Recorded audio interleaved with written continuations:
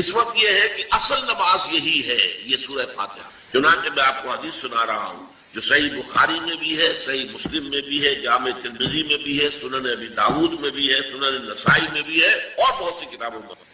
اور یہ عن عبادہ بن صامت رضی اللہ تعالی عنہ، حضرت عبادہ بن صامت سے ہے مرفوعا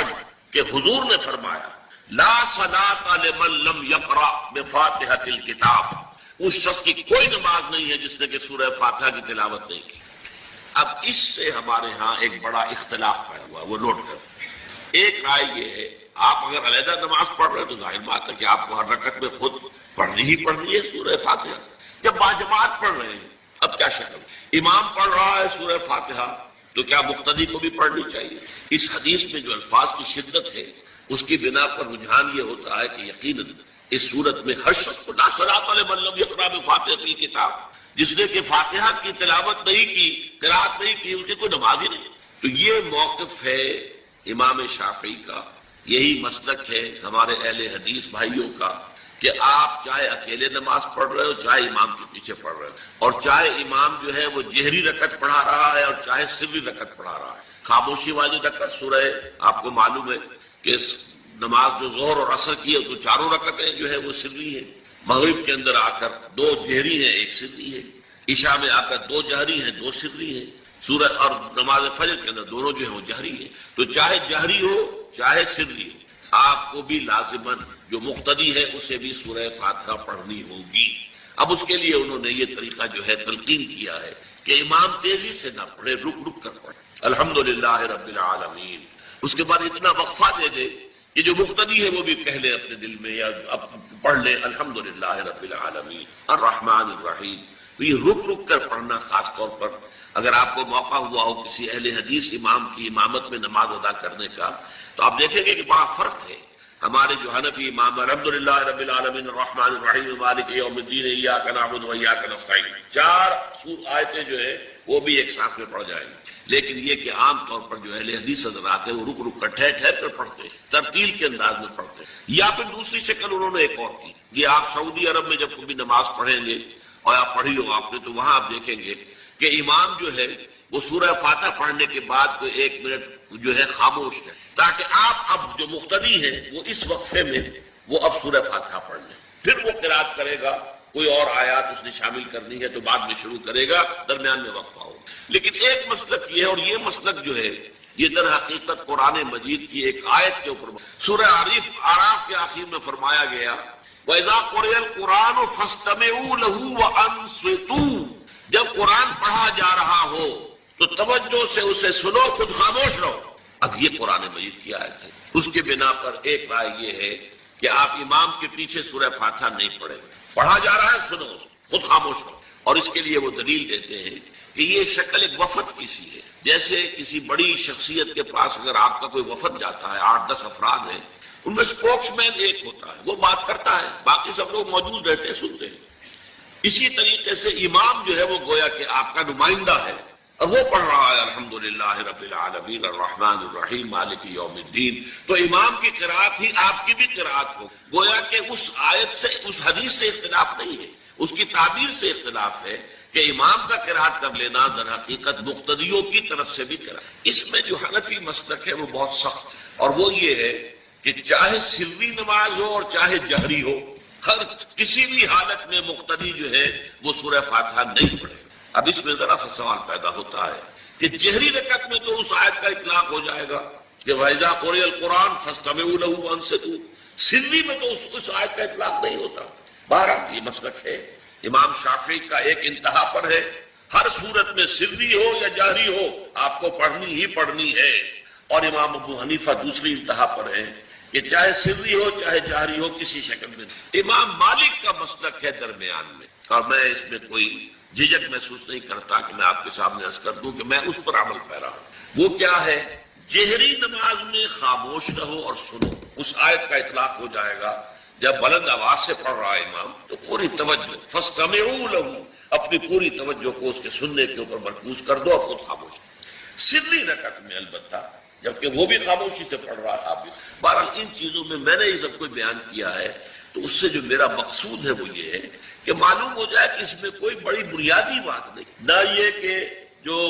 حنفی ہیں وہ اس حدیث کا انکار کرتے ہوں کہ لا صلاۃ لمن لم یقرأ بفاتحۃ الکتاب، کیسے وہ انکار کریں گے؟ اور نہ ہی کوئی جو حنبلی ہے یا اہل حدیث ہے وہ قرآن کی اس آیت کا اختلاف جو ہے وہ اختلاف کر سکتا ہے کہ اذا قرئ القرآن فاستمعوا له وانصتوا، لیکن یہ کہ اس کے پھر اس سے جو احکام کا استنباط ہے اس میں اختلاف ہو جاتا ہے، تو اس کو نہیں سمجھنا چاہیے کہ یہ کوئی بہت بڑی اہمیت والی بات ہے۔ جب اللہ سے دعا کی جاتی ہے تو عام طور پر کہتے ہیں اللہ اپنے حبیب کے صدقے میں ہمیں سیدھی راہ دکھا، اس کا موجودہ دور کے حوالے سے کیا کانسیپٹ ہے؟ جو کام بھی ہم اللہ کے ساتھ کریں وہ ایک عبادت کا جز ہو اور اس میں کامل پیروی ہونی چاہیے حضور کی اور صحابہ کی۔ یہ صحابہ سے ثابت نہیں، اس میں یہ ہے کہ ذرا بھی ہم ادھر سے ادھر ہو جائیں گے تو خطرے میں پڑ جائیں گے، مشتبہات میں آ جائیں گے۔ جو چیز صحابہ سے ثابت ہے اس پر اکتفا کیجیے۔ کیا وہ ان میں کوئی محرومیت تھی کسی شے کی وجہ سے، کم رہ گئے کہیں؟ اصل میں ہم ان چیزوں میں جو کوئی بڑھاتے چلے جاتے ہیں اس سے پھر گمراہی کے، اگر شروع میں وہ گمراہی نہیں بھی ہوتی تو گمراہی کا احتمال اور گمراہی کا امکان ہو جاتا ہے۔ تو کیپ آن دی سیف وے، اور سیف وے یہ ہے کہ جو بھی چیز دعا کے ضمن میں جو بھی دعائیں صحابہ کرتے تھے جس طور سے کرتے تھے، حضور کو میں نے یہاں پہ حضور کے ساتھ صحابہ کو ایڈ کر لیا، کیونکہ یہاں تو حضور کو کہنا کہ حضور کے صدقے حضور کے واسطے یہ اے اللہ ہمارا یہ کر دے، تو یہ تو گویا کہ اگر ایسی بات صحیح ہوتی تو صحابہ کرتے، حضور تو نہ کرتے کہ میرے صدقے اے اللہ میری بات یہ قبول کر لے، لیکن صحابہ تو کرتے نا۔ لیکن یہ چیزیں ثابت نہیں ہیں، بس یہ دلیل میرے نزدیک اصل ہے۔ اب آپ اس پر عقلی دلیل لائیں نقلی دلیل لائیں، اس کا کوئی فائدہ نہیں۔ پہلے اصول طے کروا لیجیے، ما انا علیہ واصحابی، دین وہ ہے جو حضور کے طرز عمل سے اور حضور کے صحابہ کے طرز عمل سے ثابت ہو۔ اس اصول کو جتنا پختہ کر لیں گے پھر اس کے حوالے سے بھائی لا ثبوت لا، بس ٹھیک ہے۔ آگے کی بات، کسی بزرگ کی بات، کسی صوفی کی بات، کسی ولی کی بات، کوئی شے دلیل نہیں ہے دین میں۔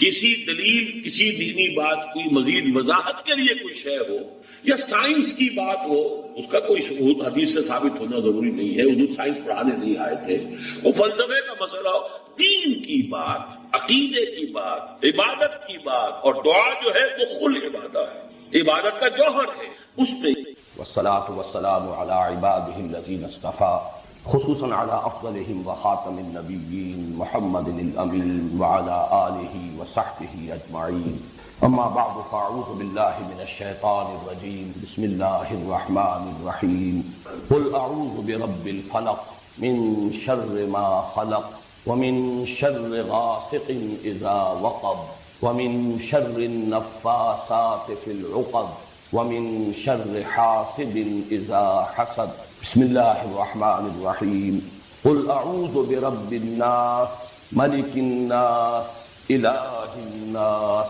من شر الوسواس الخناس الذي يوسوس في صدور الناس من الجنة والناس، صدق الله العظيم۔ رب اشرح لي صدري ويسر لي امري واحلل عقدة من لساني يفقهوا قولي، اللهم ربنا الهمنا رشدنا واعذنا من شرور انفسنا،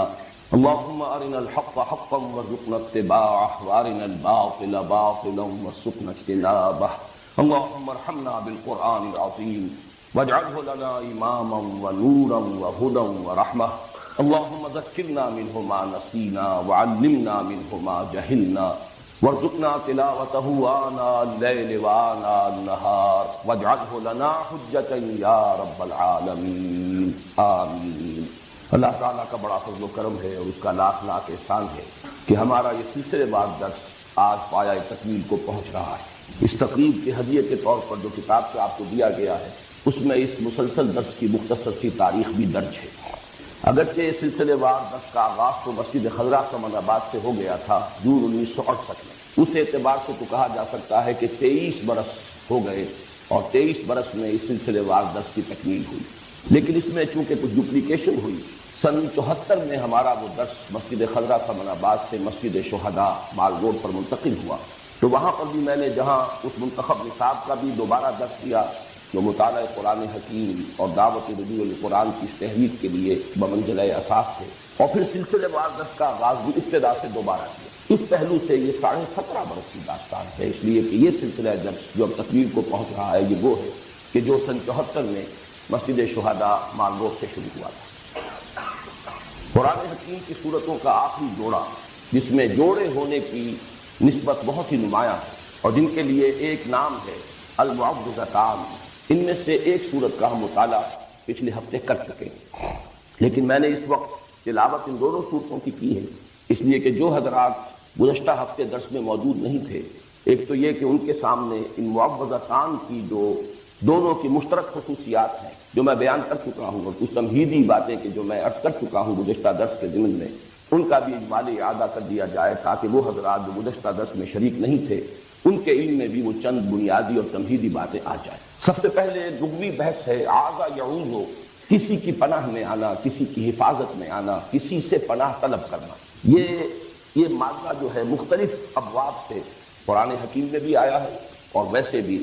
عام استعمال میں اس کے مصدر مختلف ابواب سے آتے ہیں۔ آذا یعوذ ثلاثی مجرد سے اس کے معنی ہے خود پناہ طلب کرنا، خود حفاظت چاہنا، خود کسی کی پناہ میں آنا۔ یہی مفہوم ہوگا باب تفاعل سے، تعوذ یا تعوذ، اسی سے ہمارے ہاں مستعمل ہے لفظ تعوذ کے بعد انہوں نے یہ فرمایا، تعوذ کے بعد تلاوت کی۔ یہی مفہوم ہے باب استفعال سے، استعاذہ، جیسے کہ قرآن حکیم میں آیا ہے فَإِذَا قَرَأْتَ الْقُرْآنَ فَاسْتَعِذْ بِاللَّهِ، استعاذہ، اس کا مفہوم بھی ہوگا کسی کی پناہ میں آنا، کسی کی پناہ طلب کرنا خود اپنے، لیکن باب افعال سے اور باب تفعیل سے اس کا متعدی مفہوم بنتا ہے۔ اعاذ یعیذ،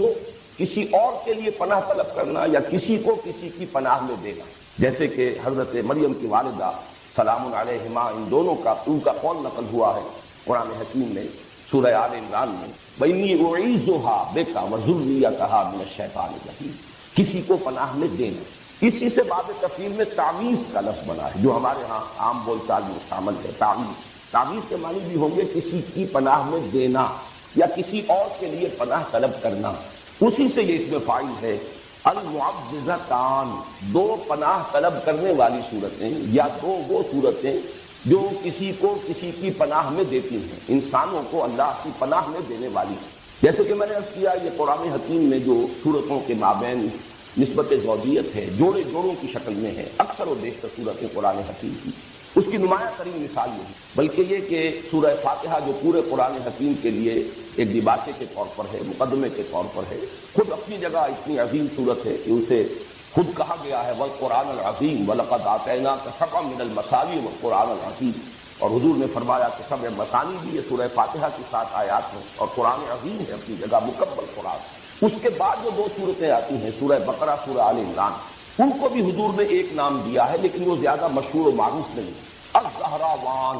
الزہراوین، دو نہایت تابناک اور نہایت روشن صورتیں، سورہ بقرہ، سورہ آل عمران، بلکہ ان کے لیے یہ آتا ہے کہ یہ میدان حشر میں غیایتان یا غمامتان کی شکل میں ظاہر ہوں گی، دو ایسی بدلیوں کی شکل میں یا دو جیسے پرندوں کے جھنڈ جیسے ہوتے ہیں جن سے سایہ ہو جاتا ہے، تو حشر میں ان کا ظہور ہوگا اس صورت میں۔ اور جن لوگوں کو ان صورتوں سے محبت تھی اور جو تعلق خاطر رکھتے تھے ان کے ساتھ، ان پر وہ سایہ کریں گی میدان حشر۔ تو ابتدا میں بھی الزہراوین اور اختتام پر المعوذتین۔ باقی یہ کہ جوڑے ہونے کی نسبت قرآن حکیم میں بعض مقامات پر بہت نمایاں ہے، بعض مقامات پر قدر خفی ہے۔ یہاں پر وہ نسبت بہت ہے، ایک تو یہ کہ ایک ہی مضمون ہے، صاف نظر آ رہا ہے تعوذ، تعویذ، پھر یہ کہ اس کو جو تقسیم کیا گیا ہے اس کے اعتبار سے ہمیں یہ نظر آتا ہے کہ یہ کوئی الٹپ تقسیم نہیں ہے بلکہ بڑی حکیمانہ تقسیم۔ یہ ایک مضمون کو مکمل کرنا ہے دو حصوں میں، اور صحیح تر تمثیل ہوگی کہ یہ ایک تصویر کے دو رخ ہیں۔ انسان پر کچھ آفات وہ ہیں جو خارج سے اس پر وارد ہوتی ہیں، اثر انداز ہوتی ہیں، ان سے پناہ طلب کرنے کی تلقین ہے سورۃ الفلق۔ قل اعوذ برب الفلق من شر ما خلق ومن شر غاسق اذا وقب ومن شر النفاثات في العقد ومن شر حاسد۔ اور ایک مصیبت وہ ہے جو خود انسان کے اپنے اندر سے ہو کر اس پر اثر انداز ہوتی ہے، وہ وسوسہ۔ ظاہر بات ہے کہ وسوسہ جو ہے وہ چاہے شیاطین انس کی طرف سے ہو یا شیاطین جن کی طرف سے ہو، وہ خود انسان کے باطن پر اثر انداز ہوتا ہے۔ نفس کے اندر جو داعیات موجود ہیں، اس کا اپنے نفس امارہ، اس کی اپنی حیوانی جبلت ہے، اس کے اپنے اینیمل انسٹنکٹس، وہ ہے کہ جو بھڑکتے ہیں، مشتعل ہوتے ہیں، اور اس سے پھر انسان کے دین اور ایمان کو، اس کی سلامتی کو خطرہ لاحق ہو۔ تو بہترین حکیمانہ تقسیم کر دی گئی، خارج سے اثر انداز ہونے والے خطرات اور مضرات وہ سورۃ الفلق ہے، اور انسان کے اپنے باطن میں سے ہو کر اس کے دین و ایمان پر ڈاکہ ڈالنے والی مصیبت، اس سے تعوذ سورۃ الناس۔ پھر ایک اس میں عکسی ترتیب بھی سورۃ الفلق میں آپ دیکھیں گے کہ مستعاذ بہی جس کی پناہ طلب کی جا رہی ہے وہ صرف ایک آیت میں آیا قل اعوذ برب الفلق، جبکہ مستعاذ من ہو اس کے لیے 4 آیتیں ہیں، اور شر کے لفظ کی گردان اب شروع ہوئی ہے، من شر ما خلق ومن شر غاسق اذا وقب ومن شر النفاثات فی العقد ومن شر حاسد اذا حسد۔ اس کے برعکس ریسیپروکل نسبت ہے، یہ عکسی ترتیب۔ سورۃ الناس میں 3 آیتیں ہیں کہ جن میں مستعاذ بہی قل اعوذ برب الناس ملک الناس الہ الناس، اور مستعاذ منہ صرف ایک ہے، اگرچہ آیات 3 ہے لیکن شر کا لفظ ایک مرتبہ آیا ہے، من شر الوسواس الخناس الذی یوسوس فی صدور الناس من الجنۃ والناس۔ آخری 2 آیتیں اسی کی تشریح پر مشتمل ہیں، ورنہ مستعاذ منہ صرف ایک ہے، مستعاذ بہی اگرچہ ذات باری تعالیٰ اپنی جگہ پر تو اکیلی ہے، تنہا ہے، قل هو اللہ احد، لیکن اس کے ساتھ انسانوں کی 3 نسبتیں نمایاں کی گئیں، قل اعوذ برب الناس ملک الناس الہ الناس۔ اس کے بعد مستعاذ من صرف ایک آیت پر مشتمل یا ایک شرط، یہ ہے وہ ریسیپروکل نسبت جو عام طور پر قرآن حکیم کی جو صورتیں جوڑوں کی شکل میں ہوتی ہیں ان کے مضامین میں بالعموم پائی جاتی ہے۔ اس کے ضمن میں ایک بہت ہی حسین نکتہ ہے جو امام راضی نے بیان کیا ہے کہ واقعہ یہ ہے کہ انسان پر جو مصائب یا جو شرور اثر انداز ہوتے ہیں خارج، اس کا سارا اثر انسان کے جسم اور جان پر ظاہر ہوتا ہے، جبکہ انسان پر جو شیطان کی وسوسہ اندازی کا اثر ہے وہ در حقیقت اس کے دین و ایمان پر ڈاکہ ڈالتا ہے۔ لہذا مستعاذ بہی جو ہے اس کے ساتھ بہت زیادہ تعلق کی ضرورت ہے، بہت مضبوط ربط کی تعلق ہے، اس لیے ضرورت ہے، اس لیے کہ شیطان کا یہ وسوسہ جو انسان کے دین و ایمان کے لیے خطرہ ہے، اس کے لیے جب پناہ طلب کرنے کی تلقین کی گئی تو قل اعوذ برب الناس ملک الناس الہ الناس، اس میں یہ تکرار میں جو زور ہے وہ واقعہ ادھر اشارہ کر رہا ہے کہ یہ ہے اصل جو مصیبت ہے، اور یہی وجہ ہے اور یہ توازن ہے بڑا حسین کہ وہاں 4 شرور اور یہاں ایک شر، لیکن اس اعتبار سے یہ برابر ہے کہ وہ جتنے مضرتیں ہیں وہ انسان کے جسم و جان پر کسی مصیبت یا تکلیف کی شکل میں اثر انداز ہوتی ہیں، جبکہ یہ مصیبت جو ہے اس کے دین و ایمان پر ڈاکہ ڈالنے والی ہے، جس سے کہ اس کی ابدی زندگی جو ہے حیات اخروی اسے خطرہ نہ ہو۔ تیسری تمہیدی بات ان صورتوں کے بارے میں زمانہ نزول سے متعلق ہے، اگرچہ سلف میں بھی رائے موجود ہے کہ یہ دونوں صورتیں مکی ہیں، اور ہمارے اس دور کے مفسرین میں سے مولانا مودودی صاحب نے بھی اس رائے کو قبول کیا، لیکن اکثر مفسرین کا اس پر اجماع ہے کہ یہ صورتیں مدنی ہیں، اور اس کے ضمن میں خاص طور پر ایک صحیح حدیث صحیح مسلم میں جو موجود ہے حضرت عقبہ بن عامر رضی اللہ تعالیٰ عنہ سے، میرے نزدیک وہ فیصلہ کن ہے، اس لیے کہ ان کا قول یہ موجود ہے کہ جس رات یہ صورتیں نازل ہوئیں، اور حضرت عقبہ بن عامر انصاری ہیں، یہ ہجرت کے بعد ایمان لائے ہیں، بلکہ غالباً سن 7 یہ ایمان لائے ہیں، وہی سن جو حضرت ابو ہریرہ کے ایمان لانے کا سن ہے۔ تو جس رات کی آیات صورتیں نازل ہوئی ہیں اور ایک ہی شب میں نازل ہوئی ہیں، بیک وقت نازل ہوئی، اور یہ بات بھی خاص طور پر جوڑے ہونے کے اعتبار سے قابل غور ہے، قابل توجہ ہے کہ بیک وقت نازل ہوئی لیکن جوڑے کی شکل میں نازل، ان کو ایک جوڑے کی صورت دے کر نازل کیا گیا، حالانکہ اس پورے مضمون کو کسی ایک صورت میں بھی جمع کیا جا سکتا ہے۔ تو صبح کے وقت حضور نے فرمایا حضرت عقبہ بن عامر سے رضی اللہ تعالیٰ عنہ کہ کیا تم نے دیکھا آج جو مجھ پر آیات نازل ہوئی ہیں، الفاظ حضور کے الم تری آیات انزلت اللیلۃ لم یری مثلہن، ویسی آیات اس سے پہلے کبھی نہیں دیکھی گئی، اور حضور کا یہ معمول بھی ہمیں ہمارے علم میں ہے کہ آپ اس سے پہلے مختلف آپ سے دعائیں منقول ہیں تعوذ کی، مختلف الفاظ میں آپ اللہ تعالیٰ کی پناہ طلب کیا کرتے تھے مختلف آفات سے، لیکن جب یہ صورتیں نازل ہو گئی تو پھر آپ نے اپنی بقیہ تمام دعاؤں کو ترک کر کے صرف انہی دونوں صورتوں کو معمول بہی بنا لیا، انہی کے ذریعے سے تعوذ، اس لیے کہ اب یہ جامع ترین کا لباس ہے، لم یری مثلہن،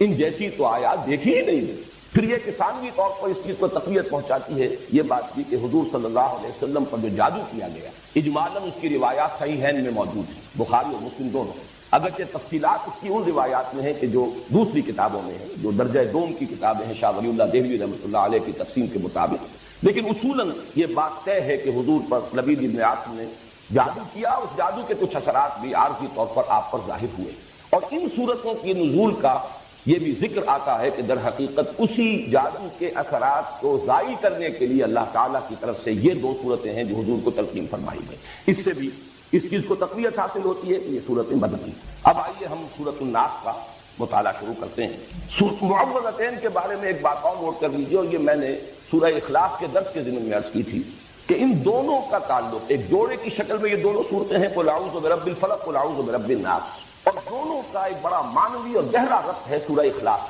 اور سورہ اخلاص کے ساتھ یہ جڑی ہوئی ہیں لفظ الصمد کے حوالے سے، قل هو اللہ احد اللہ الصمد. اور صمد کے لفظ کے اگرچہ بہت سے معنی بیان ہوئے ہیں، مختلف تعبیرات کی گئی ہیں، لیکن جس چیز پر کہ تقریباً اجماع، صمد وہ ہستی ہے جس کی طرف رجوع کیا جائے پناہ کے لیے، مدد کے لیے، جس کی پناہ حاصل کی جائے، جس کی پشت پناہی چاہی جائے. جیسے کہ وہ چٹان کہ اگر جنگ ہو رہی ہو، کہیں مقابلہ ہو، تو جس لشکر کے پیچھے چٹان ہے وہ گویا کہ محفوظ ہے، اس کا عقب جو ہے. اور اس اعتبار سے ہمیشہ وہ چٹان کو اپنے پیچھے رکھ کر یا کوئی پہاڑ کے دامن میں آ کر، تاکہ ایک طرف سے خطرہ ہو صرف سامنے سے، پیچھے سے کوئی خطرہ لاحق نہ ہو، اس چٹان کو بھی صمد کہا جاتا ہے. بڑے بڑے سردار جو ہوتے تھے انہیں صمد کہا جاتا. اور یہ لفظ وہ ہے جو قرآن حکیم میں صرف ایک مرتبہ آیا، قل هو اللہ احد اللہ الصمد. تو یہ جو اللہ تعالیٰ کی ذات کی شان ہے کہ اسی کی پناہ طلب کی جا سکتی. تمام آفات سماویہ ہوں، ارضیاں ہوں، خارجی ہوں، باطنی ہوں، نفسانی ہوں یا یہ کہ مادی ہوں، ان سب سے جس ہستی کی پناہ طلب کی جانی چاہیے یا کی جا سکتی ہے، یا جو ہستی کے پناہ دے سکتی ہے، وہ صرف ایک ہے، اور وہ اللہ. قل هو اللہ احد اللہ الصمد. اس حوالے سے یہ پناہ طلب کرنے کی تلقین اس ذات سے جو صمد ہے اپنی شان میں، اس سے پناہ طلب کرو. کن کلمات سے؟ قل اعوذ برب الفلق الی آخر سورہ، قل اعوذ برب الناس الی آخر سورہ. تو گویا کہ یہ دونوں صورتیں آپس میں جوڑے ہونے کی حیثیت رکھتی ہیں، اور پھر دونوں کی دونوں منسلک ہیں سورہ اخلاص سے، اور اس کے خاص طور پر لفظ الصمد. یہی وجہ ہے کہ حضور صلی اللہ علیہ وسلم کا جو معمول ہمیں معلوم ہوتا ہے مختلف روایات سے، اور یہ بھی صحیحین کی روایات میں ہے، کہ آپ رات کو سونے سے قبل اپنی دونوں ہتھیلیوں کو جوڑ لیتے تھے، اور ان پر یہ 3 صورتیں آپ تلاوت کر کے پھونکتے، سورہ اخلاص اور معوذتین، اور پھر اپنے دونوں ہاتھوں کو جسم پر پھیر لیتے تھے جہاں جہاں تک بھی وہ ہاتھ پہنچے. اور یہ آپ کا ایسا مستقل معمول تھا کہ نبی اکرم صلی اللہ علیہ وسلم جب بیمار ہوئے مرض وفات میں، اور جب آپ کی نقاہت بہت بڑھ گئی، پھر یہی عمل حضرت عائشہ کرتی رہی رضی اللہ تعالیٰ، حضور کے ہاتھ اپنے ہاتھ میں لے کر اور اس پر وہ پڑھ کر پھونکا، اور پھر حضور کے ہاتھوں کو اپنے ہاتھوں کے ذریعے سے ہاتھ پکڑ کر حضور کا، اور وہ آپ کے پورے جسم پر جیسے آپ کا معمول تھا آپ پھینکتے. اس میں یہ تینوں صورتیں حضور نے جمع کی. اور بعض روایات میں لفظ بھی آتا ہے معوذات. یہ تینوں مل کر بھی در حقیقت ایک مضمون کی چونکہ تکمیل کر رہی ہیں. تو میں نے ایک لفظ جو ہے جو حضرات مستقلاً میرے اس درس میں شریک رہے انہیں معلوم ہے کہ 6 سوروں کی میں نے ایک جو اصطلاح ہے اس کو عام کیا ہے کہ قرآن حکیم میں بعض جگہوں پر ایسا ہے کہ 2 صورتوں جوڑوں کی شکل میں ہے، اور پھر ایک صورت ان کے ساتھ منسلک ہے. وہ ایک ضمیمے کے طور پر ہے، یا یہ کہ اس سے پہلے وہ آئی ہے اور وہ پریزائڈنگ پوزیشن میں ہے اور جوڑا اس کے ساتھ منسلک ہے. اور اس طریقے سے متعدد مقامات پر قرآن حکیم میں یہ 6 سورے یعنی 3 صورتوں کے سب گروپ موجود ہیں. یہی معاملہ اس سے پہلے 6 سورے کا ہے. قل یا ایھا الکافرون منفرد مزاج کی صورت ہے، اور اس کے ساتھ منسلک ہے سورۃ النصر اور سورۃ اللہب. یہ دونوں در حقیقت اس پیشن گوئی پر مشتمل ہے کہ فتح آ کر رہے گی، محمد کا مشن کامل ہو کر رہے گا صلی اللہ علیہ وسلم، کفر کی قوت ٹوٹ کر رہے گی، اور اس کا سب سے بڑا نمایاں چونکہ وہاں فرد ابو لہب تھا، اس کے ہاتھ ٹوٹ کر رہیں گے، وہ تباہ و برباد ہو کر رہے گا. یہ دونوں صورتیں در حقیقت ایک ہی مضمون کے 2 پہلوؤں کو بیان کر رہے ہیں. مدد آئے گی اور مشن کی تکمیل ہوگی، اور وہ وقت آئے گا کہ لوگ دوک در دوک اور فوج در فوج اللہ کے دین میں داخل ہوں گے. اسی مضمون کا گویا کہ عکس ہے. کفر کی طاقت ٹوٹ کر رہے گی، ابو لہب کے ہاتھ جو ہے برباد ہو کر رہیں گے. یہ دونوں صورتیں جڑی ہوئی ہیں کس سے؟ جس میں اعلان برات کیا گیا، قل یا ایھا الکافرون لا اعبد ما تعبدون ولا انتم عابدون ما اعبد ولا انا عابد ما عبدتم ولا انتم عابدون ما اعبد لکم دینکم ولی دین. تو اس طرح پر قرآن حکیم کی یہ آخری 6 صورتیں 2 سوروں کی شکل میں، سورہ کافرون اور ان کے ساتھ جوڑا سورۃ النصر، سورۃ اللہب، سورہ اخلاص اور اس کے ساتھ جوڑا معوذتین. اور اسی سے بات سمجھ میں آئے گی کہ ان دونوں 6 سوروں کے جو ابتدائی صورتیں ہیں جو پریزائڈنگ پوزیشن میں ہے دونوں 6 سوروں میں، ان کے درمیان بڑا گہرا ربط ہے. میں نے مثال بھی دی تھی، آج بھی عرض کر رہا ہوں کہ اگر 2 ٹرائنگلز آپ بنائیں اپنے سامنے ہی کاغذ پر، جن میں سے ایک کے اوپر سورہ کافرون اور نیچے کے دونوں زاویے جہاں ہیں وہاں سورۃ النصر اور سورۃ اللہب، اور دوسری ٹرائنگل کے اوپر سورہ اخلاص اور نیچے سورہ فلق اور سورۃ الناس. اب آپ دیکھیں گے کہ یہ دونوں جو ٹاپ پر ہیں سورہ کافرون اور سورہ اخلاص، یہ ایک دوسرے کے قریب آ جائیں گی. ان کا براہ راست ایک ربط و تعلق ہوگا، اور یہی ربط و تعلق ہمارے سامنے آتا ہے حضور کے معمولات میں. فجر کی 2 سنتوں میں سورہ کافرون اور سورہ اخلاص یہ آپ کا ایک مستقل معاملہ. اسی طریقے سے طواف کی 2 رکعتیں، پہلی رکعت میں سورہ کافرون، دوسری میں سورۃ اخلاص. بات ہوا کہ ان دونوں میں بڑا گہرا ربط ہے. پھر یہ کہ سورہ اخلاص کو جہاں کہا گیا سلو سے قرآن کہ یہ 1/3 قرآن کے مساوی ہے، وہاں سورہ کافرون کو فرمایا گیا ربع قرآن، یہ بھی 1/4 قرآن کے مساوی ہے۔ تو ان دونوں سورتوں کی عظمت اور ان کا جو باہمی قرب اور مناسبت ہے وہ ان سے سوروں کی ترتیب کو اگر سامنے رکھا جائے تو بہت نمایاں ہے۔ اب آئیے قل اعوذ برب الناس ملک الناس الہ الناس، یہ ہے مستعاذ بہ، جس کے ذریعے سے استعاذہ کیا جا رہا ہے، جس کی پناہ طلب کی جا رہی ہے یا جس کی پناہ طلب کرنے کی تلقین کی جا رہی ہے۔ قل کے لفظ کو شامل کیجئے، کہو میں پناہ میں آتا ہوں، میں پناہ طلب کرتا ہوں لوگوں کے رب، لوگوں کے بادشاہ کی، لوگوں کے الہ اور معبود کی۔ یہ جو 3 الفاظ آئے ہیں اور ہم ان تینوں آیات پر ایک ہی وحدت کی حیثیت سے غور کریں گے، اس لیے کہ یہ مستعاذ بہ ہے، جس کی پناہ طلب کی جا رہی ہے، جس کی حفاظت چاہی جا رہی ہے۔ ان میں سب سے پہلے جیسا کہ میں نے اپنے آخری درس میں عرض بھی کیا تھا، سورہ اخلاص کا جب ہم مطالعہ کر رہے تھے کہ اگرچہ اس سے پہلے درس کے دوران لفظ اللہ جو ہے، اللہ کا یہ نام بے شمار مرتبہ آیا ہے، لیکن شروع میں اس کی وضاحت کی تھی اللہ کی لغوی بحث، اس کا مادہ کیا ہے، اس کے مفاہیم کیا ہے، یا پھر میں نے سورہ اخلاص میں آ کر ان باتوں کو دہرایا ہے۔ اور میں نے عرض کیا تھا کہ لفظ رب کا جہاں تک تعلق ہے اس پر انشاءاللہ گفتگو ہوگی سورۃ الناس میں، حالانکہ یہ لفظ سورۃ الفلق میں بھی آ چکا ہے، قل اعوذ برب الفلق قل اعوذ برب الناس۔ آج میں چاہتا ہوں کہ اس لفظ کی بھی لغوی بحث، اور اس میں ایک اشکال ہے، وہ اشکال ہے کہ جس میں میں بھی بہت عرصے تک مبتلا رہا، اس لیے کہ عام طور پر اس لفظ کا ترجمہ کیا جاتا ہے پالنہار، پروردگار، پرورش کرنے والا،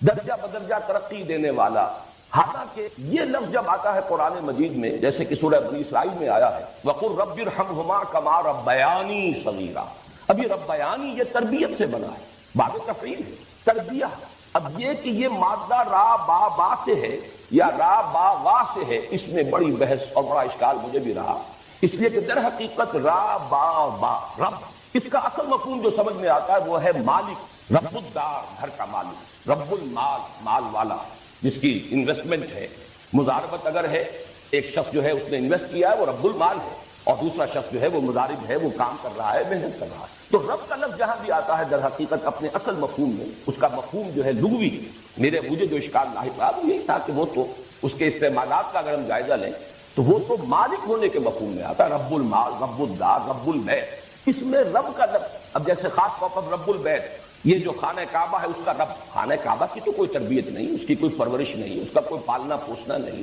وہاں تو در حقیقت رب کا مطلب مال، جیسے رب المال ہے اسی طرح رب الدار ہے، مال والا، گھر والا، مال کا مالک، رب کا مالک، گھر کا مالک۔ لیکن یہ کہ یہ لفظ جو ہے میں نے اس پر جب مزید غور کیا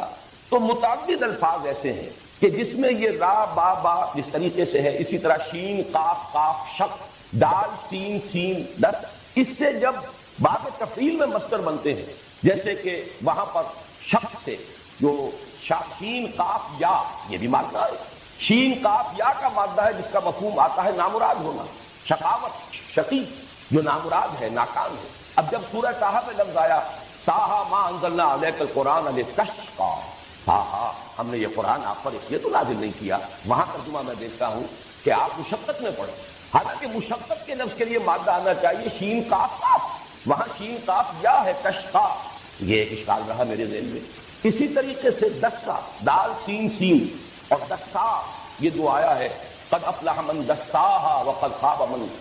قد افلح من زکاہا وقد خاب من دساہا، یہاں پر بھی وہ اشکال ہے۔ تو یہ اشکال ہوا امام راضی کی جب تفسیر میں پڑھ رہا تھا سورۃ الشمس کی، تو انہوں نے بعض نحویین کا یہ قول نقل کیا کہ یہ مادے در حقیقت دال سین سین اور دال سین یا، یہ بہت ایک دوسرے کے برابر ہم مانی ہے، بلکہ ایک ہی لفظ کی بدلی ہوئی شکل ہے۔ یہی اصول اگر ہم اس کا اطلاق کریں را با با اور را با وا پر، تو اس کا مطلب یہ ہے کہ یہ دونوں الفاظ بہت قریب ہیں، ان کو علیحدہ مادے بھی کہا جا سکتا ہے، ایک مادہ بھی قرار دیا جا سکتا ہے۔ چنانچہ میں نے جب تحقیق کی ہے تو عجیب صورت سامنے آئی کہ لغت کے ایک بہت بڑے امام اور خاص طور پر مفردات القرآن کے مصنف، اتنی عظیم کتاب لکھنے والے امام راغب اصفہانی، انہوں نے را با با کے مادے کے ساتھ اس میں رب کے ساتھ صرف ربا یربی کو ایک ہی کہا ہے کہ یہ ربا یربی تربیت، اور را با با یہ در حقیقت ایک ہی مادہ، یہ دو مادے علیحدہ ہی نہیں۔ جبکہ فؤاد عبد الباقی، اس نے جو کتاب لکھی ہے المعجم المفرس لالفاظ القرآن الحکیم، اس نے اس کو بالکل برعکس رب کے ساتھ صرف اربابن، ربیون، ربانیون، ربائب کے لفظ کو جمع کیا ہے، باقی اربا یربی، ربا یربی، ان سب کو وہ ایک علیحدہ جو مادہ ہے اس کے ساتھ لیتے ہیں۔ اس اعتبار سے ان میں جو قرب ہے، ان میں جو ترادف پیدا ہو گیا ہے، اور دو اتنے عظیم جو ہمارے مفکرین ہیں، لغت کے ماہرین، ان میں بھی یہ اختلاف پیدا ہوا، تو اس کی بنا پر یہ سمجھیے کہ یہ رب کا مفہوم جو عام طور پر عام ہو گیا ہے، پالنے والا، پوسنے والا، یہ اس وجہ سے ہے کہ یہ را با وا اور را با با یہ دونوں بالکل ہم معنی اور ایک دوسرے کے قریب اور مترادف یہ مادے ہیں۔ اس لیے عام طور پر ترجمہ جب بھی رب کا کیا جائے گا تو پالنہار، پروردگار، پالنے والا، پوسنے والا، بلکہ یہ کہ امام راغب اصفہانی نے تو کہا یہ ہے کہ را با با ہے ہی تربیہ، اور تربیہ کا مفہوم کیا ہے؟ کسی شے کو حالن فحالن ترقی دینا، درجہ بدرجہ ترقی دیتے ہوئے اس کے نقطۂ عروج تک، اس کے نقطۂ کمال تک پہنچا دینا، یہی لفظ رب کا اصل مفہوم ہے۔ اس کے بعد آئیے دوسرا لفظ ملک، اس میں بھی نوٹ کیجئے ملکیت، مالکیت، اور اس سے آگے ملکیت، بادشاہت، یہ بھی مادہ تو ایک ہی ہے۔ یہی وجہ ہے کہ سورہ فاتحہ میں مالک یوم الدین بھی ہے اور ملک یوم الدین بھی اس کی قرأت موجود ہے۔ مالک اور ملک میں کوئی فرق نہیں، اس لیے کہ ملکیت ہی پہ سارا معاملہ ہے۔ جو شے میری ملکیت ہے اس کا مطلب یہ ہے کہ میں اس میں حق تصرف رکھتا ہوں، جو چاہوں اس کے ساتھ معاملہ کروں، اور یہی حق تصرف ایک اجتماعی سطح پر آ کر بادشاہت کا تصور جو ہے اس کو جنم دیتا ہے۔ بادشاہ جو ہے، جیسے کہ فرعون کا قول نقل ہوا قرآن حکیم میں، الیس لی ملک مصر، کیا مصر کی بادشاہی میرے لیے نہیں؟ وہذہ الانہار تجری من تحتی، اور یہ جو دریا ہیں یا جو نہریں بہ رہی ہیں وہ میرے نظم کے تحت، میرے کنٹرول میں۔ آج کی اصطلاح میں ہم کہہ سکتے ہیں کہ جس کو چاہوں موگا دوں، جس کو چاہوں نہ دوں، جس کے لیے چاہوں موگا جو ہے اس کے پانی کے لیے میں اس کے میں اضافہ کر دوں، اور جس کے لیے چاہوں اس کے اندر کمی کر دوں، یہ میرا اختیار ہے۔ تو در حقیقت ملکیت، مالکیت اور ملکیت یہ ایک ہی مادے کی مختلف شکلیں ہیں، اس لیے کہ جو شخص کسی شے کا مالک ہو، جو ہستی، وہی در حقیقت اس کی بادشاہ ہے، اس کو اس کے اندر اختیار حاصل ہے تصرف کا کہ جس طرح چاہے تصرف ہے۔ کیا یہاں کچھ گڑیوں کا انتظام نہیں کیا تھا؟ لوگ کھڑے نہیں، مجھے تو آپ حضرات آگے آ جائیے، چاہے جہاں بیٹھ جائے جب تک دریا نہیں آ رہی، لیکن کھڑے رہنا تو درست نہیں۔ تیسرا لفظ جو ہے الہ، اس پر جیسا کہ میں نے عرض کیا ہے، میں سورہ اخلاص کے درس کے ضمن میں تفصیلاً عرض کر چکا ہوں۔ اب میں چاہتا ہوں کہ ان تینوں الفاظ کے حوالے سے حکمت قرآنی کا جو ایک بہت بڑا خزانہ ہے اور قیمتی موتی ہے، اس کی طرف ہم توجہ کریں۔ ان تینوں الفاظ میں جو نسبت ہے، رب اور ربوبیت، ملک اور ملکیت، اور پھر اس کے ساتھ الہ، اگر اس کا آپ جائزہ لیں گے تو انسان کے ذہنی ارتقاء کے یہ تین منزلیں ہیں کہ جن کی نشاندہی ان تین الفاظ کے ذریعے سے ہوتی ہے۔ بچپن میں جبکہ ابھی انسان کو، بچے کو کسی اور شے کا احساس نہیں سوائے اس سے کہ اس کی احتیاجات، بھوک لگتی ہے، اس کی کوئی اور ضرورت ہے جو پوری ہونی چاہیے، یا اس سے آگے بڑھ کر کچھ حفاظت ہے جو اسے درکار ہے، مطلوب ہے، اور اس کا یہ تصور اس سے آگے دنیا سے اسے کوئی سروکار نہیں ہے، اس کی ساری بحث اسی سے ہے، بھوک لگی ہے، دودھ ملنا چاہیے، اور جو بھی اس کا ساز و سامان فراہم کر دے وہی اس کا منعم ہے، وہی محسن ہے۔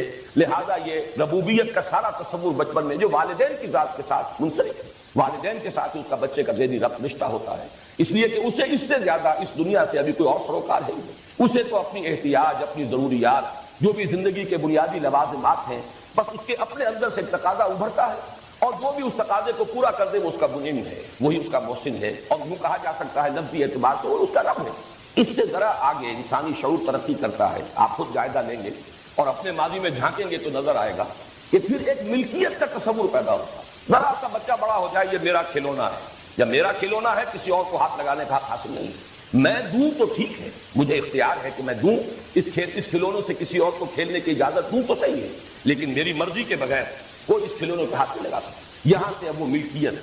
ملکیت اس سے آگے بڑھے گی تو وہ گھر کی ملکیت بھی ہے، اور بھی جو بھی انسان کے اندر، اور ملکیت کے ساتھ اس کے اندر تصرف کا اختیار مطلق، جو میں چاہوں میں اس کے ساتھ کر سکتا ہوں، جس کو چاہوں دوں اور جس کو چاہوں روک دوں کہ وہ اس کے نہ کھیلے۔ لیکن واقعہ یہ ہے کہ جب انسان کا شعور پختہ ہوتا ہے، نفسیاتی پختگی، میں اس کو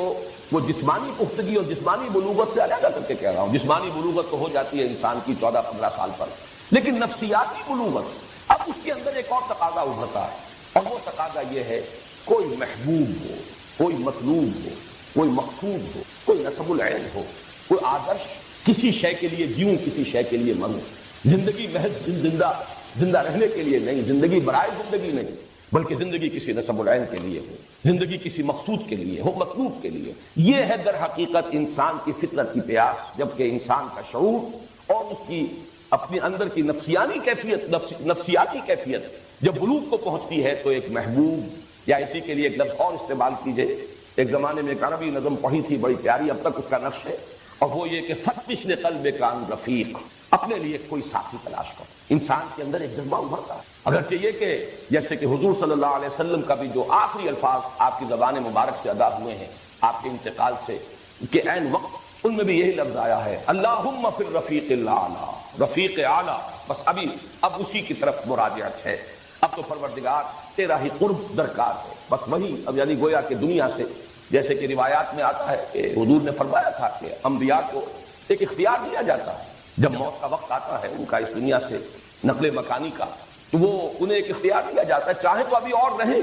اور چاہے تو آپ براجت اختیار کریں، آپ کا مشن مکمل ہوا، آپ کی بات جس حد تک مطلوب کی ہو چکی، اب آپ چاہیں تو رہیے مزید اور چاہیں تو واپس تشریف لے آئیے۔ اس وقت کی در حقیقت اسی کا جواب ہے اللہم فی الرفیق الاعلی۔ تو یہ رفیق جو ہے فتش لقلبک عن رفیق وتجول وحدک فی القفار کمسافر یبغی الدیار لکنہ فقد السبیل افما لقلبک من مسیرک من دلیل۔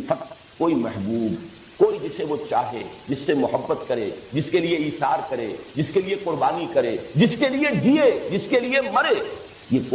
یہ در حقیقت فطرت انسانی کی پکار ہے۔ اسی کے لیے الفاظ استعمال ہوں گے آدرش، نصب العین۔ جو انسان اللہ تک نہیں پہنچ پاتے وہ کوئی وطن کو اپنا آدرش بناتا ہے، نصب العین بناتا ہے، وطن کے لیے جیتا ہے، وطن کے لیے مرتا ہے۔ کوئی کسی نظریے کو، کسی تصور کو، ایک تصور کے حسن مبہم پر ساری ہستی لٹائی جاتی ہے۔ کوئی تصور ہے، کوئی عزم ہے، لوگوں نے اشتراکیت کے لیے جانیں دی ہیں، لوگوں نے اپنے وطن پر جانوں کو قربان کیا ہے، لوگوں نے کسی اور شے کی عظمت کے لیے سب کچھ تک دیا۔ یہ در حقیقت انسان کی فطرت کی وہ پکار ہے کہ کوئی محبوب، کوئی مطلوب، کوئی مقصود، کوئی نصب العین، کوئی آدرش۔ یہ تین اگر سٹیجز آپ کے ذہن میں رہیں انسان کی نفسیاتی، ذہنی، فکری ارتقاء کی، کہ سب سے پہلی منزل ہے میری ضروریات، مجھے کھانے کو چاہیے، مجھے پینے کو چاہیے، مجھے رہنے کو چاہیے، مجھے کسی کی حفاظت چاہیے، مجھے کسی کی مدد اور نصرت کی ضرورت ہے، کوئی روزی رساں، کوئی مشکل کشا، کوئی پشت پناہ، کوئی حمایتی۔ یہ ہے سب سے پہلا۔ اس کے بعد دوسری سٹیج ہے ملکیت، جسے قرآن مجید میں دوسرے مقام پر یوں تعبیر کیا گیا ہے اعلموا انما الحیات الدنیا لعب ولہو وزینۃ وتفاخر بینکم۔ اب یہ جو فخر کا مرحلہ آتا ہے، میں، میری جائیداد، میرے اموال، میری اولاد، تکاثر فی الاموال والاولاد، یہ سارا معاملہ وہ ہے جس میں میری ملکیت، میرا ساز و سامان، میرا اختیار، یہ ملکیت، ملکیت، یہ دوسرا تصور، ملکیت۔ اور تیسرا جو ہے کوئی آدرش، کوئی نصب العین، کوئی محبوب، کوئی مطلوب۔ بالکل اسی ترتیب سے یہ تین الفاظ آئے ہیں۔ اصل میں انسان کی عقل کی پختگی، یہ تو میں نے انسان کی نفسیاتی ارتقاء کے مراحل بیان کی۔ عقل کی پختگی کیا ہے؟ انسان پہچان لے کہ اگرچہ میری ضروریات زندگی بے شمار سلسلوں سے ہو کر آ رہی ہیں، سورج کی تمازت بھی ہے جس سے فصلیں پکتی ہیں، یہ ہوائیں چلتی ہیں، بارشیں برستی ہیں، پانی ہے اس کے بغیر کوئی سوال ہی نہیں، بارش نہ برسے تو فصل نہیں ہوگی، فصل نہیں ہوگی تو کھانے کو کچھ نہیں ملے گا۔ یہ سارا سلسلہ اسباب اپنی جگہ پر ہے، لیکن عقل ایک ہی چھلانگ میں پھر پہنچتی ہے مسبب الاسباب پر، کہ یہ سارا سلسلہ اسباب کسی ایک ہستی کی گرفت میں ہے۔ رب وہی والدین کی ربوبیت کا تصور جو بالکل بچپن میں ہوتا ہے آغاز میں، اس سے ابھر کر پھر یہ تصور جب آتا ہے رب الناس، کل کائنات کا، بلکہ یہ کہ اب سورہ فاتحہ کی پہلی آیت سامنے لائیے الحمدللہ رب العالمین۔ اور ہر جگہ آپ نوٹ کریں گے قرآن حکیم میں کہ ہر جگہ پر یہ رب کا لفظ ہے، یہ سب سے پہلے لایا گیا۔ سورہ بقرہ کی جو تیسرے رکوع کی پہلی آیت ہے یا ایھا الناس اعبدوا ربکم الذی خلقکم، اے لوگو بندگی کرو اپنے اس رب کی جس نے تمہیں پیدا کیا۔ بلکہ پہلی آیات جو نازل ہوئی اقرأ بسم ربک الذی خلق، پڑھو اپنے اس رب کے نام سے جس نے پیدا کیا۔ اس لیے کہ در حقیقت ربوبیت ہی کا تصور ذہن انسانی کے اندر سب سے پہلے آنے والا تصور ہے، بالکل عہد طفولیت میں اپنی احتیاج کا تصور، اپنی ضرورتوں کا تصور۔ لیکن یہ کہ عقل جو ہے اس تمام سلسلہ اسباب کو تو سائنس نے کھنگالا۔ ہمیں معلوم ہے کہ کس طریقے سے سورج کی تمازت سے بخارات جاتے ہیں اور وہ بارش بنتے ہیں، پھر وہ زمین پر آتے ہیں، ہوائیں چلتی ہیں، کہاں سے کہاں بادلوں کو لے جاتی ہیں، پھر یہ کہ فصلیں جب ابھرتی ہیں تو پکتی ہیں سورج کی تمازت سے، یہ سب کچھ معلوم ہے۔ لیکن جسے اس سے اگلی بات بھی معلوم ہو گئی کہ یہ پورا سلسلہ اسباب اللہ تعالیٰ کے قبضہ قدرت میں ہے، وہ گویا کہ اس نتیجے پر پہنچا کہ رب الناس اور رب العالمین وہی ہے اللہ، الحمدللہ رب العالمین۔ اسی طرح یہ میری میز اور یہ میری کرسی اور یہ میرا کھلونا اور یہ میرا مکان اور میرا سامان اور میرا ملک، میرا قبیلہ، میری قوم، میرا اختیار، میری حکومت، الیس لی ملک مصر، یہ سب کچھ ہے۔ لیکن یہ کہ انسان کے عقل کی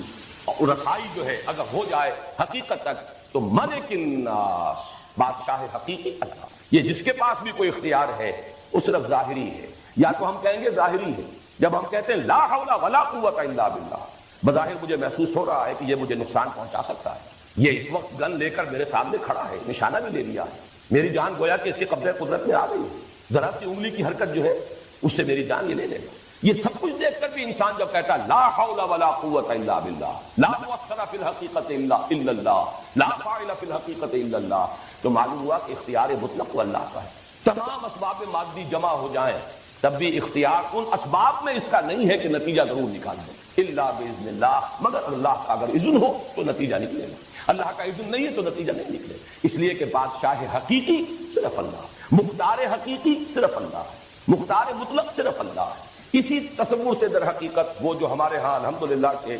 آج کل تو بہت سے لوگ یہاں سے پیدا ہو گئے ہیں جو قرارداد مقاصد کو ہوپ قرار دیں۔ الطاف گوہر صاحب کا جو مضمون شائع ہو رہا ہے مسلم میں اب سلسلے وار، اس کی پہلی قسم میں انہوں نے قرارداد مقاصد کو ایک ہوپ قرار دیا، ایک فراڈ قرار دیا۔ لیکن واقعہ یہ ہے کہ وہ تو میں سمجھتا ہوں کہ اس صدی کے بڑے عظیم واقعات میں سے ایک واقعہ ہے کہ اس 20ویں صدی کے نصف کے قریب ایک پوری قوم 10 کروڑ کے اس وقت بھی ہم تھے، پاکستان 2 حصوں پر مشتمل تھا، اس وقت بھی ہماری آبادی 10 کروڑ سے متجاوز تھی، اگرچہ آج اتنے عرصے کے بعد صرف یہ نصف حصہ جو ہے بلکہ نصف سے کم تر حصہ بھی 10 کروڑ سے آگے بڑھ گیا، لیکن اس وقت بھی پورا پاکستان 10 کروڑ سے زائد آبادی پر مشتمل۔ اتنی بڑی ایک قوم نے اس بات کا اقرار کیا کہ بادشاہ حقیقی اللہ، حاکمیت صرف اس، ملک شہنشاہ الملک القدوس صرف اللہ، اور جو بھی اختیار ہمارے پاس ہے وہ ڈیلیگیٹڈ ہے، وہ اس کا عطا کردہ ہے، ہمارا ذاتی نہیں ہے، اور ہم اس اختیار کو استعمال کرنے کے مجاز ہیں صرف اسی کی طے کردہ حدود کے اندر۔ کسی قوم کی کانسٹیٹیوشنل اسمبلی جو اس کی گویا کہ یوں سمجھیے کہ اجتماعی زبان ہے،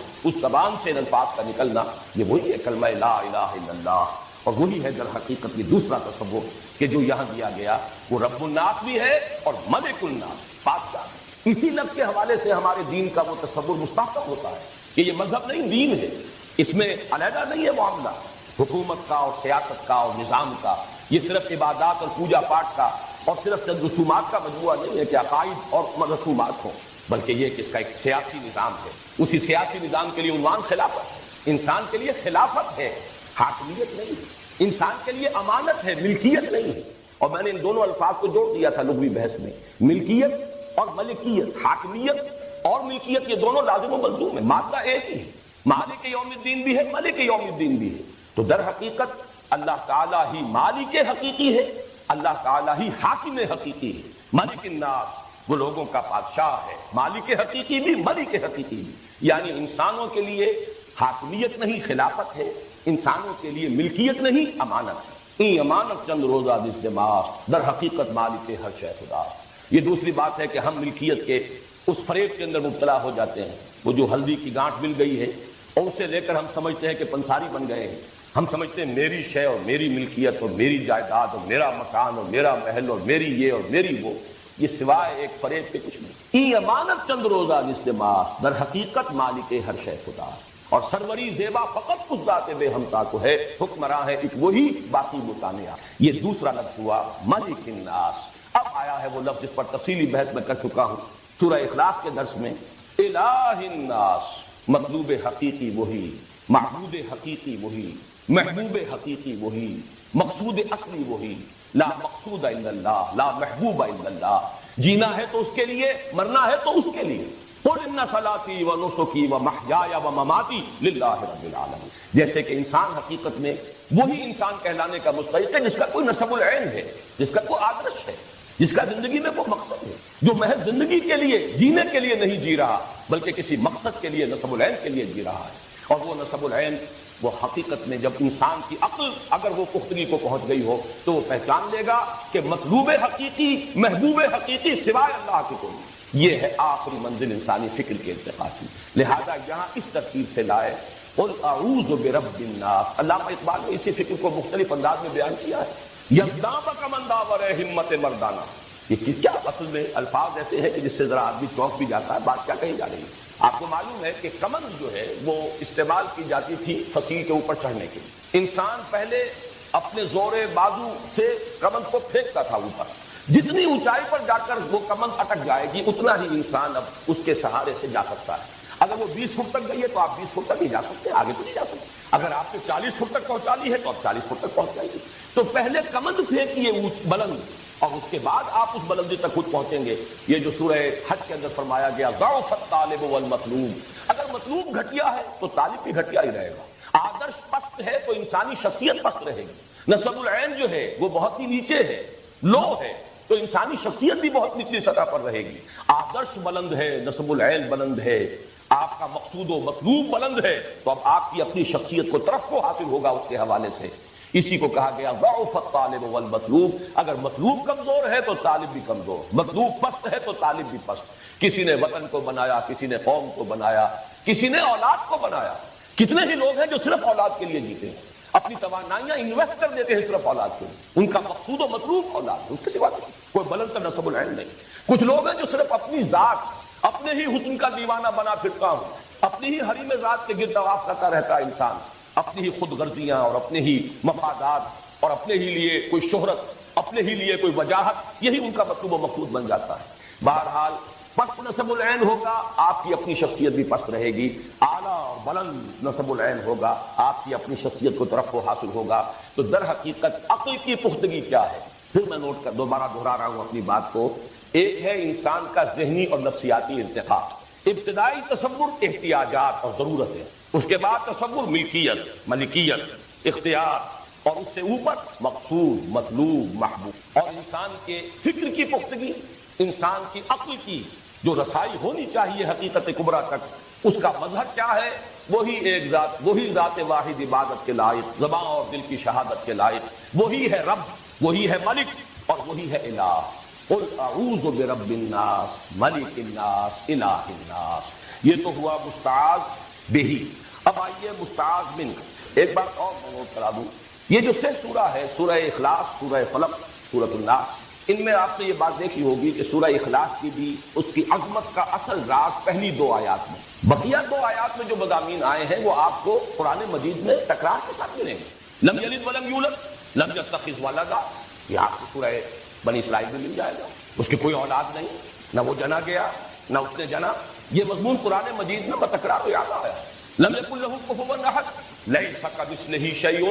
اس کی سی مثال کسی کوئی اور شے ہے ہی نہیں، وہی بات ہے۔ باقی یہ کہ بار بار جو آتا ہے قرآن مجید میں جہاں سے کہ ہم توحید کی صفات کو اخذ کرتے ہیں وہ وہی مضمون ہے، لم یکن لہ کفوا احد۔ البتہ ابتدائی 2 آیات جو ہیں قل هو اللہ احد، اس لیے کہ یہ لفظ ایک صفت کے طور پر قرآن مجید میں ویسے بھی عربی زبان میں اس کا استعمال ہے ہی نہیں۔ عام طور پر اس کا استعمال ہوتا ہے نفی میں، کوئی نہیں، گھر میں کوئی نہیں، کوئی بھی نہیں۔ لا یشرک فی حکمہ احد، اللہ اپنے حکم میں، اپنے اختیار میں کسی کو شریک نہیں کرتا، صرف نفی کے لیے۔ مثبت طور پر ایک صفت کے طور پر یہ عربی زبان میں مستعمل نہیں ہے سوائے اللہ کی ذات کے۔ خود قرآن حکیم میں بھی صرف اسی مقام پر آیا ہے، قل هو اللہ احد،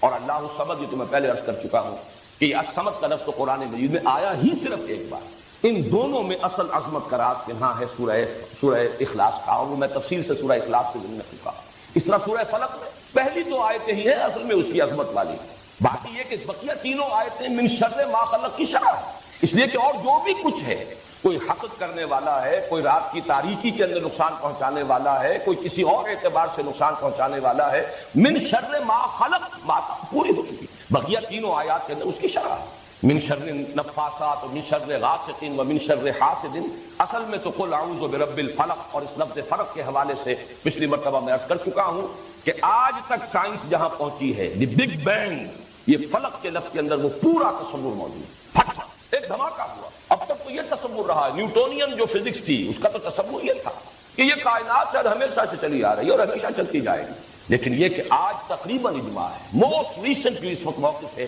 وہ تو یہ ہے کہ نہیں، ایک وقت میں شروع ہوئی، ایک دھماکے کی صورت میں شروع ہوئی۔ وہ دھماکہ کا جو لفظ ہے دی بگ بینگ، واقعہ یہ ہے کہ فلق کا مطلب یہ پھٹنا، کسی شے کا پھٹنا، ایکسپلوژن۔ اس ایکسپلوژن کے نتیجے میں وہ شے وجود میں آئی جس کا ماس 0 تھا، لیکن جس میں انرجی انفائنائٹ تھی، بے پناہ انرجی کا پیک کہ یہ انرجی پیک، لیکن ماس 0۔ پھر اسی کی ایکسپینشن شروع ہوئی ہے، کول ڈاؤن کرنا شروع کیا ہے، اور وہ سارے نظریات ہیں آج کے جو اگرچہ کہا تو جائے گا کہ ابھی یہ نظریہ ہے بگ بینگ تھیوری، لیکن اس وقت تک دنیا طبیعیات کے اندر اسے تقریباً ایک ایکسیپٹڈ فیکٹ کی حیثیت حاصل ہو چکی ہے۔ اس لیے کہ اس کے جو تقاضے تھے ان کو مختلف طریقوں سے ویریفائی کیا جا چکا۔ اس حوالے سے قل اعوذ برب الفلق من شر ما خلق، ان میں جو قرب ہے، فلق و بگ بینگ اور اسی کا ظہور ہے، یہ کل کائنات، کل یونیورس، دی ایکسپینڈنگ یونیورس، ابھی یہ پھیل رہی ہے، اور اسی میں اگلا مرحلہ یہ بھی آ گیا ہے کہ جیسے یہ پھیل رہی ہے ایک وقت آئے گا کہ پھر یہ سکڑنی شروع ہو جائے گی،